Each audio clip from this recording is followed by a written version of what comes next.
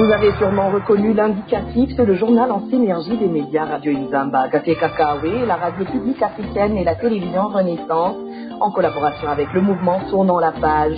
Cela fait 8 ans que les Burundais se sont levés pour manifester et contester le 3e mandat jugé inconstitutionnel de feu Pierre Nkurunziza, un mandat qui violait les accords de paix d'Arusha et pour conséquence, le pouvoir du CNDD-FDD a emprisonné, torturé, tué bon nombre de manifestants et membres des partis politiques de l'opposition. Plus d'un ont été portés disparus et le pouvoir a poussé des milliers de Burundais à l'exil.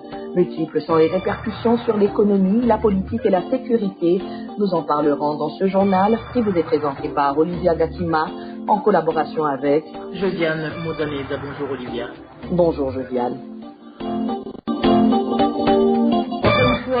Bienvenue dans ce journal de la synergie des médias. On date du 26 avril 2015. Un bon nombre de Burundais, surtout ceux de la capitale Bujumbura, sont descendus dans les rues pour contester le 3e mandat du président de la République, Pierre Nkurunziza. Ils ont été mobilisés par la société civile, des partis de l'opposition et certains cadres frondeurs du parti présidentiel. Tous dénonçaient un 3e mandat anticonstitutionnel qui violait aussi l'accord d'Arusha pour la paix et la réconciliation des Burundis. Alain Majesté Baringa revient sur les faits. Au début de ces contestations du 3e mandat du président Pierre Nkurunziza, c'était le général Godefroid Niyombare, ancien patron des services nationaux de renseignement burundais, qui a adressé une lettre au président lui demandant de ne pas briguer le 3e mandat lors du scrutin du mois de juin 2015. Dans quelques jours, le président burundais l'a limogé dans ses fonctions. Dans le cas du parti présidentiel au sein de DFDD toujours, les frondeurs demandent que le candidat du parti au pouvoir présidentiel soit élu du vote secret parmi une multitude de candidats lors du congrès qui était prévu le 11 avril. Bien de cadres du parti en ont assez avec le déficit du débat contradictoire à la permanence nationale du parti. Ils redoutent que la représentation pilotée par le président du parti CNDD-FDD, Pascal Nyabenda, ne leur propose encore le nom de Nkurunziza. Parmi ces cadres, figurait Leonidas Satungimana, porte-parole de Pierre Nkurunziza à cette époque. Il était aussi à la tête de ce mouvement des frondeurs, disant que la lettre des anti-3e mandat n'aura été qu'un clin d'œil pour une sortie honorable de Nkurunziza. Au pouvoir depuis 2005, ne se présentera pas comme candidat. Lors d'un point de presse, Vital Shimirimana, délégué général du Forum pour le renforcement de la société civile FOSC, s'exprimant au nom de ces organisations, a montré noir si blanc que les lois en vigueur au Burundi sont formelles, que nul n'a le droit d'exercer plus de 2 mandats successifs au sommet de l'État comme c'est explicité dans la Constitution du 18 mars 2005. Elle-même, inspirée de l'accord de Arusha pour la paix et la réconciliation des Burundais. Quant à l'Église catholique, considérée comme la première force morale du pays, a tranché par le 3e mandat du président Pierre Nkurunziza, comme l'a démontré l'archevêque de Gitega, Simon Namrana. Malgré tous ces sonnets d'alarme, le président Pierre Nkurunziza a été désigné dans un congrès de son parti comme candidat à l'élection présidentielle pour le 3e mandat et l'opposition appelle aussitôt en date du 26 avril à manifester contre cette candidature de Nkurunziza qu'elle jugeait anticonstitutionnelle. Vital Shimirimana, délégué du général de la FOSC, a appelé les habitants de Bujumbura à venir manifester contre le 3e mandat du président Pierre Nkurunziza. En plus du grand nombre, la campagne contre le 3e mandat a appelé également les parents à ne pas envoyer leurs enfants à l'école et les magasins à fermer toute la journée. L'appel aux manifestations était répondu comme il faut dans la capitale Bujumbura, comme dans certaines provinces à l'intérieur du pays. Merci bien Alain Majesté Baringa pour toutes ces précisions. En 2015, le fait que les Burundais dans leur diversité se soient levés pour défendre l'accord d'Arusha et la constitution qui en était issue a été une fierté pour le mouvement qui avait organisé les manifestations.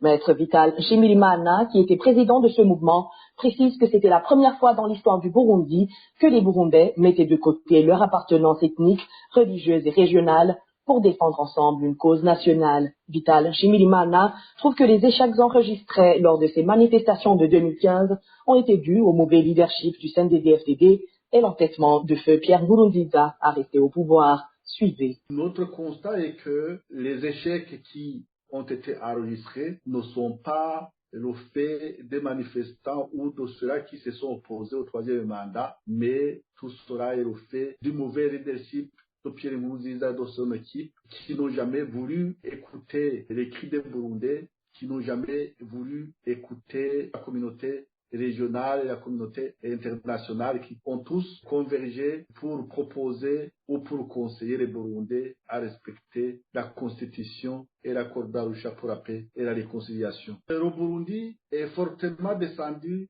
aux enfers parce que le Burundi, depuis 2015, est devenu la risée du monde, à ce que le leadership du Burundi, au lieu d'écouter les Burundais qui n'aspiraient qu'au respect de la loi, de la Constitution et de l'accord d'Arusha pour la paix et la réconciliation, sur base duquel les Burundais vivaient une paix et une cohésion sociale relative depuis à peu près 15 ans, c'est le leadership du CNDD et FDD qui a tout bousculé et qui a causé la crise actuelle, la crise qui a causé des milliers de pertes de vie, des dizaines de milliers de personnes aujourd'hui détenues illégalement, mais aussi des centaines de milliers de Burundais exilés dans la région et dans d'autres continents du monde. Notre évaluation, c'est que des Burundais qui se sont opposés à la violation de la Constitution et de l'accord d'Arusha pour la paix et la réconciliation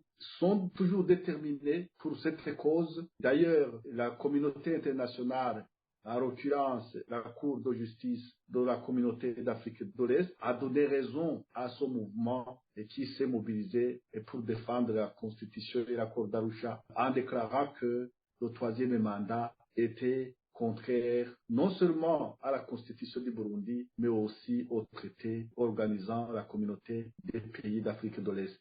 Vital Nshimirimana était président du mouvement HALT au troisième mandat de Pierre Nkurunziza. Ces manifestations ont été sérieusement réprimées par le pouvoir.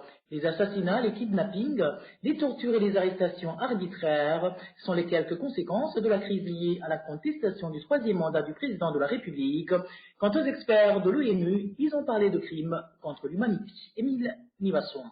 En août 2021, la commission d'enquête continuait d'estimer qu'il y avait des motifs raisonnables de croire que des crimes contre l'humanité ont été commis au Burundi dans la continuité de ceux commis dans le contexte électoral. Cette commission onusienne, qui a été par la suite remplacée par le rapporteur spécial sur la situation des droits de l'homme au Burundi, l'a signalé dans son dernier rapport. La commission a évoqué des cas d'assassinat, d'exécution extrajudiciaire, d'arrestation et de détention arbitraire, de disparition forcée, de viol des femmes et des filles. Certaines organisations de la société civile comptent par plusieurs milliers les personnes assassinées depuis le début de la crise liée au troisième mandat en 2015. Parmi les victimes de cette crise figurent aussi les journalistes. Christophe Nkezabahizi, journaliste caméraman de la RTNB et sa famille, massacré par les forces de l'ordre le 13 octobre 2015, est la victime d'une disparition forcée. Jean Wigrimana, journaliste du groupe de presse Iwachu, enlevé par les agents du service national de renseignement le 22 juillet 2016. Les membres de la société civile, les politiques et la population civile font également partie des victimes de cette crise. La destruction des bâtiments de la radio publique africaine et la télévision Renaissance par les forces de l'ordre figure aussi parmi les conséquences de la crise liée au troisième mandat illégal de Pierre Nkurunziza. Jusqu'à présent, ces médias ne sont pas encore autorisés à émettre sur le territoire burundais. Suite à cette crise, le Burundi a coupé toute collaboration avec la plupart des mécanismes internationaux des droits de l'homme et a radié plusieurs organisations de la société civile. C'est une crise qui a également provoqué l'exil de centaines de milliers de Burundais, plus de 200 000 se trouvant toujours dans les camps des réfugiés des pays de l'Afrique centrale et de l'Est. Les femmes et filles ont été aussi victimes des atrocités occasionnées par la crise qu'a connue le Burundi depuis le 26 avril 2015. C'est Jeanne d'Arc Zaninyana, présidente du mouvement des femmes et filles pour la paix et la sécurité au Burundi, qui le dit. Elle affirme que la torture, les emprisonnements arbitraires, les viols et d'autres violences sont autant de crimes dont beaucoup de femmes ont été victimes. Elle dit que tôt ou tard, les auteurs de ces crimes paieront pour ce qu'ils ont fait. On écoute Maître Jeanne d'Arc Zaninyana. des femmes ont été violées, des femmes ont été torturées, des femmes ont été portées disparues. Ceux qui n'ont même pas été victimes directement de ces malheurs, ils ont vu leur mari tué, ils ont vu leur mari porté disparu, ils ont vu leurs enfants qui ont été victimes de torture, de tueries et beaucoup d'autres malheurs. Donc ce fut une période très difficile pour la femme burundaise.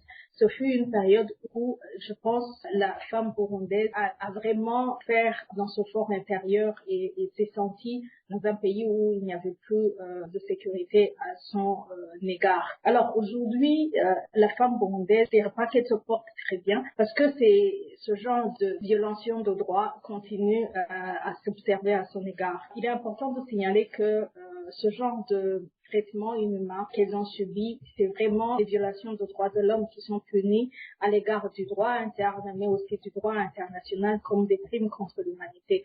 Des crimes qui n'ont pas de délai prescriptif et des crimes qui, tôt ou tard, devront être jugés par des institutions autant nationales que internationales. Donc, aujourd'hui, je pense que la femme burundaise ne vit que dans l'espoir de voir justice faite pour elle-même, mais aussi pour les siens, et ne vit que pour pouvoir, malgré ses blessures, malgré ses violations, ses crimes dont elle a été victime durant ces dernières années au Burundi.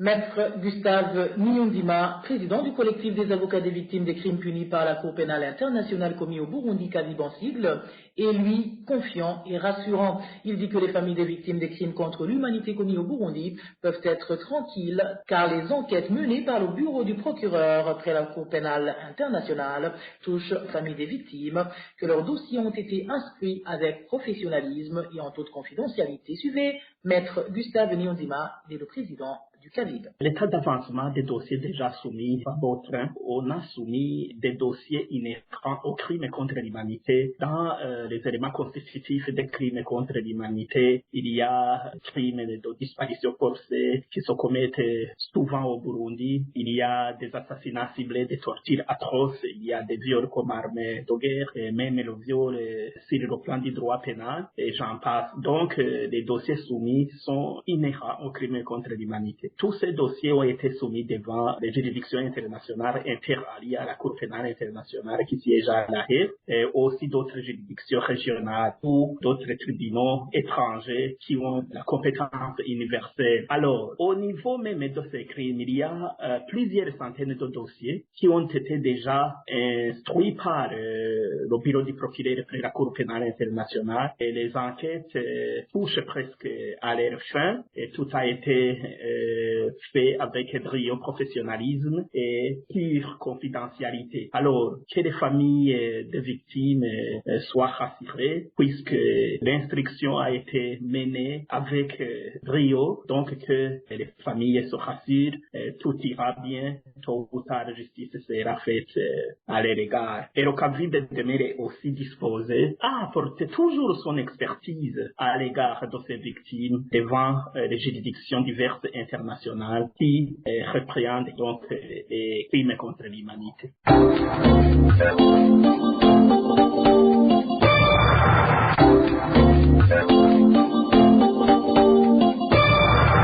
Pendant toute la durée de la crise, le pouvoir s'enfonçait dans le déni. Le président Pierre Nkurunziza et les siens balayaient du revers de la main toutes les allégations de crimes graves qui se commettaient au grand jour dans le pays. Les autorités repoussaient même les initiatives internationales comme la commission d'enquête des Nations Unies. Son successeur Évariste Ndayishimiye n'a pas fait mieux. Il va même jusqu'à le dire haut et fort sur les ondes des médias internationaux, traitant ceux qui osent dénoncer ces crimes d'ennemis de la nation qui ne cherchent qu'à ternir l'image du Burundi. Jean-Marie Ndabashinde nous plonge dans ce qui a caractérisé cette politique de l'autruche. Passez votre chemin, il n'y a rien à signaler. Voilà le seul et unique langage que Pierre Nkurunziza et son gouvernement avaient adopté face au tollé tant national qu'international soulevé par les crimes, les uns aussi graves que les autres, qui se commettaient sous l'instigation des institutions et du parti au pouvoir. Dans les réviseurs, les rapports et reportages des infatigables organisations de défense des droits de l'homme et des médias indépendants en exil qui, malgré le fait d'être bannis par le pouvoir, ne ratent rien du tout ce qui se passe à l'intérieur du pays, dénonçant chiffres, exemples et même des noms d'auteurs et de commanditaires à l'appui, assassinats de masse et ciblés, disparitions forcées, viols, arrestations arbitraires et j'en passe et des pires. Mais de tout cela, rien n'était admis par Bujumbura et donc aucun espoir que quoi que ce soit se fasse pour contrer cette hécatombe. Dans un tel contexte, quoi donc de plus naturel que de refuser aux experts de la commission d'enquête des Nations Unies de fouler aux pieds le sol burundais. Néanmoins, la même commission produit des rapports qui dépeignent la perpétration des crimes graves, mais ces derniers sont balayés d'un revers de la main par le pouvoir. Et dans la foulée, le Bureau des Nations Unies pour les droits de l'homme est fermé. Les rapports de la commission d'enquête de l'ONU, tout comme ceux d'autres organisations locales et internationales de défense des droits de l'homme, citent nommément les auteurs et les commanditaires de ces graves exactions, dont des autorités au plus haut niveau de l'État qui atterrissent sur la table de la Cour pénale internationale. Pierre Nkurunziza et son entourage se sentent acculés, ils ne trouvent rien d'autre que de se retirer du statut de Rome institué à la CPI, avec l'espoir d'échapper à d'éventuelles poursuites. Mais bien sûr, pour eux, le pouvoir est fait d'anges et il n'y a pas de coupable puisqu'il n'y a pas de crime. Et pourtant, au même moment, parallèlement à la perpétration de ces crimes, des discours de haine appelant ouvertement au crime sont proférés à tout vent, particulièrement par les Imbonerakure, les jeunes affiliés au parti au pouvoir et qualifiés de milices par les Nations Unies. Discours encouragés par certains dignitaires. Et c'est dans ce contexte qu'arrive le général Evariste Ndayishimiye qui, à son tour, ne tarde pas de décevoir l'espoir d'un changement puisqu'il emboîte le pas à son prédécesseur dont il dit d'ailleurs s'inspirer et qu'il est son héritier. Les crimes graves restent le quotidien et s'aggravent même sous certains aspects. Et comme Nkurunziza, Ndayishimiye nie tout en bloc. Le nouveau président s'invite même sur les plateaux des médias internationaux comme RFI et France 24 pour dire que tout cela n'est que mensonge. Et pour lui, ceux qui le disent ne sont ni plus ni moins que des ennemis de la nation. Et plus récent, la décision de la Cour de l'EAC qui tranche et reconnaît l'inconstitutionnalité du troisième mandat de Nkurunziza, qui est la racine de la crise que traverse le Burundi depuis 2015. Mais le même Ndayishimiye, pourtant président en exil de cette communauté, rejette le verdict de la Cour, prouvant ainsi que la politique de déni de son pouvoir n'a pas de limite.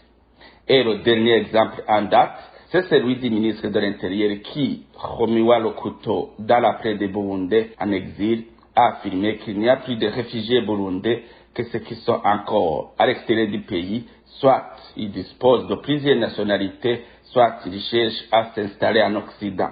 Où s'arrêtera donc ce déni? À qui profite-t-il? En tout cas pas au Burundi, encore moins au Burundais. Maître Dieudonné Bachila-Chidze, un des défenseurs des droits de l'homme, rappelle que les Burundais avaient choisi de dire non à la dictature du président Nkurunziza qui voulait s'éterniser au pouvoir en s'attribuant un troisième mandat illégal selon les accords d'Arusha et la constitution de la République du Burundi. Il déplore néanmoins que le pouvoir ait usé d'une force disproportionnée pour réprimer la contestation, ce qui a d'ailleurs eu des lourdes conséquences pour le pays. Maître Dieudonné Bachila-Chidze. Comme vous en souvenez, entre 1993 et 2000, plus de 300 000 Burundais ont laissé la vie dans une guerre civile qui était liée à la gouvernance et à la haine ethnique. Pour mettre un terme à tous ces maux, les Burundais s'étaient mis ensemble et avaient signé l'accord d'Arusha pour la paix et la réconciliation au Burundi qui avait ramené une certaine accalmie qui présageait une certaine maturité dans l'avenir d'une démocratie consociative. Cependant, en 2015, le président de l'époque s'est entêté à vouloir renverser les institutions en faisant prévaloir sa volonté sur celle de la loi. Vous vous souviendrez qu'en date du 21 mars 2014, il a tenté de revoir la Constitution pour s'octroyer un troisième mandat. Le Parlement, qui représente le peuple burundais, avait rejeté ce projet illégal. Et depuis ce jour, le Parlement qui représente le peuple burundais venait de lui signifier que le troisième mandat est illégal et que si jamais il s'aventure, il se sera aventuré dans l'illégalité et dans l'usage de la force au lieu de respecter les lois républicaines. C'est ainsi que le gros des membres du parti au pouvoir, des intellectuels, lui ont signifié qu'ils ne peuvent pas l'accompagner dans cette aventure.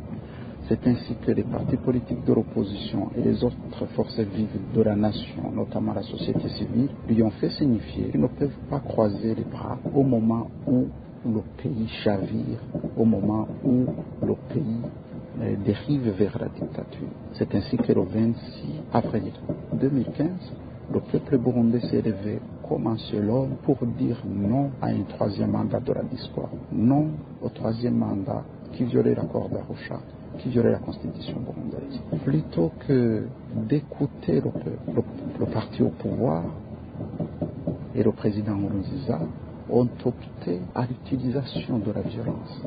Ils ont tiré des balles réelles sur des manifestants pacifiques qui manifestaient en chantant l'hymne national. Ils ont enlevé, tué des Burundais, de paisibles Burundais qui ne réclamaient que leur liberté. Maître Dieudonné Bachila Hishidze indique que les conséquences de ce forcing se sont manifestées aussi bien sur la population burundaise que sur le pouvoir. Écoutez encore une fois Maître Dieudonné Bachila Hishidze.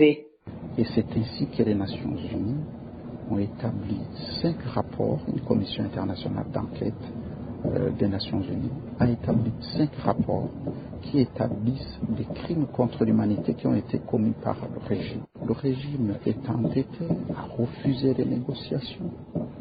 Et voilà maintenant, le pays est plongé dans la misère, dans la mauvaise gouvernance, au point que les Burundais ne savent plus à quel fin sauver. Heureusement, la Cour de l'Afrique de l'Est a déjà établi la vérité historique par rapport aux revendications de ceux qui refusaient le troisième mandat et une vérité juridique en établissant à travers son arrêt qui est devenu définitif et sans cours, en établissant que le troisième mandat était illégal et contraire à l'accord d'Arusha. Cet arrêt implique en effet que l'accord d'Arusha reste la pièce maîtresse de la gouvernance constitutionnelle au Burundi. Face à cette situation, le pouvoir du CNDD-FDD devrait se rendre à l'évidence qu'il est impossible de continuer cette fuite en avant en acceptant un dialogue sans condition avec toutes les forces vives de la nation pour essayer de remettre le pays sur les rails de la paix, de la liberté et de la démocratie. Le pouvoir peut continuer à s'entêter en espérant venir à bout de la détermination de Burundais par l'usage de la violence et d'une justice instrumentalisée. Mais c'est peine perdue. Aucun pouvoir au monde n'est parvenu à servir son peuple pour toujours, malgré l'usage abusif de la puissance publique. Au regard de la situation catastrophique du pays dans le domaine économique, dans le domaine de la gouvernance, il est indispensable que les Burundais se mettent autour d'une table pour voir comment relever le pays, pour voir comment redresser un pays qui, malheureusement, de fil en... Dans le chapitre des solutions à la crise de 2015 qui fait encore des conséquences énormes dans le pays, Frédéric Bambouguinouvila, président de la coalition de l'opposition burundaise pour le rétablissement de l'accord d'Arusha, Sephora Arusha en sigle, propose à l'opposition interne et externe de rester unie et de travailler en synergie pour présenter un projet de société comprenant des actions concrètes afin de convaincre le pouvoir CNDD à aller sur la table des négociations. Suivez Frédéric Bambouguinouvila. Il est le président de la coalition de l'opposition burundaise pour le rétablissement de l'accord d'Arusha, Sephora Arusha. On l'écoute.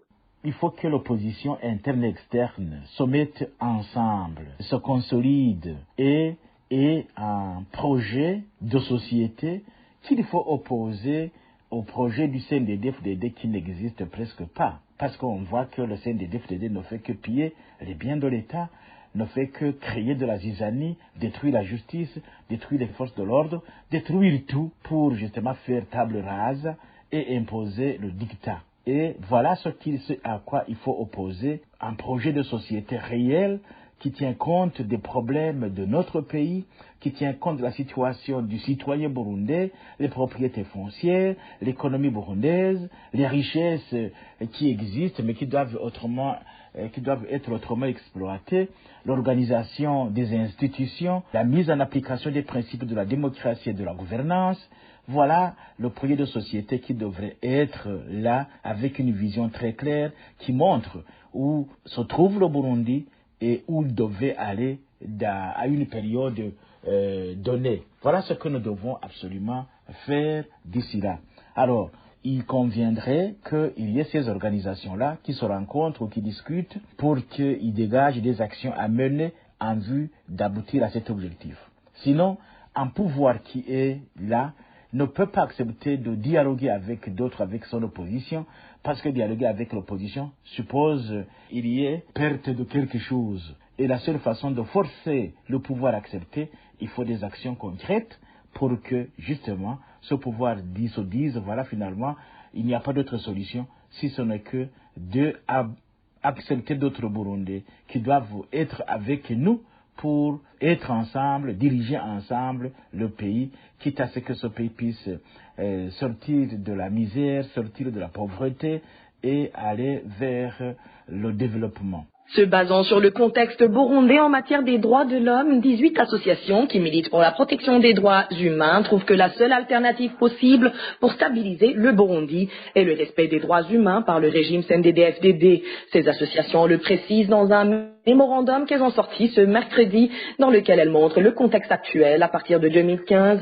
lors des manifestations contre le troisième mandat de feu Pierre Nkurunziza. Maître Janvier Bigirimana s'exprime au nom de ces 18 associations. Des milliers de Burundais se sont levés comme un seul homme pour protester pacifiquement contre la décision illégale et illégitime du président Pierre Nkurunziza ainsi que du CNDD-FDD de briguer un troisième mandat qui violait la Constitution et l'accord d'Arusha pour la paix et la réconciliation au Burundi. Le mémorandum qui vient d'être rendu public par la société civile burundaise constate avec amertume que le contexte burundais continue à s'empirer, notamment en ce qui concerne les violations graves des droits de l'homme, mais aussi le verrouillage de l'espace de liberté publique, ainsi que la persécution continue contre les opposants. Nous déplorons également que les conditions socio-économiques des Burundais continuent à se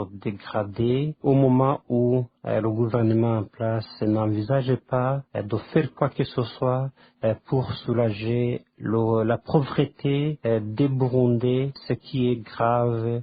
Nous demandons donc à tous les acteurs de la vie nationale burundaise, et plus particulièrement le parti au pouvoir ainsi que son gouvernement, de cesser la violence qui est commise par les Imbonerakure ainsi qu'un certain nombre d'éléments des corps de défense et de sécurité et de permettre à ce que les citoyens burundais puissent vivre en paix dans leur pays. Nous demandons également de mettre fin aux abus qui sont commis envers les membres du parti de l'opposition et des activistes de la société civile et de libérer tous ceux qui sont en prison en raison de leur appartenance politique ou de leurs opinions. Les 18 associations de la société civile sont revenues également sur les faits qui donnent raison aux revendications des manifestants contre le mandat de trop de feu Pierre Nkurunziza. Encore une fois, Maître Janvier Bigirimana. À propos justement du troisième mandat de Pierre Nkurunziza 2015, en novembre 2021, la Cour de justice de la communauté de l'Afrique de l'Est a décidé que le mandat brigué par le président Pierre Nkurunziza en 2015 violait justement la Cour d'Arusha pour la paix et la conciliation, la Constitution du Burundi, mais aussi le traité établissant la communauté de l'Afrique de l'Est. Nous demandons donc que la communauté internationale puisse continuer à suivre de près toutes ces questions d'intérêt national, parce que nous sommes face à un gouvernement qui n'est pas soucieux de protéger les droits et libertés des citoyens, et ce qui met toujours en difficulté la population qui n'a plus de secours en ces moments très délicats. Et voilà, c'est par ici que s'achève ce journal de la synergie des médias RPA, Nzamba, la télévision Renaissance, en collaboration avec le mouvement Tournons la page. Comme vous l'avez compris, cette synergie s'articulait sur un seul point, à savoir les conséquences liées à la contestation du troisième mandat inconstitutionnel de feu le président Pierre Nkurunziza. Ce journal vous a été présenté par Josiane Mozaneza et Olivia Gakima. On vous dit au revoir et à la prochaine.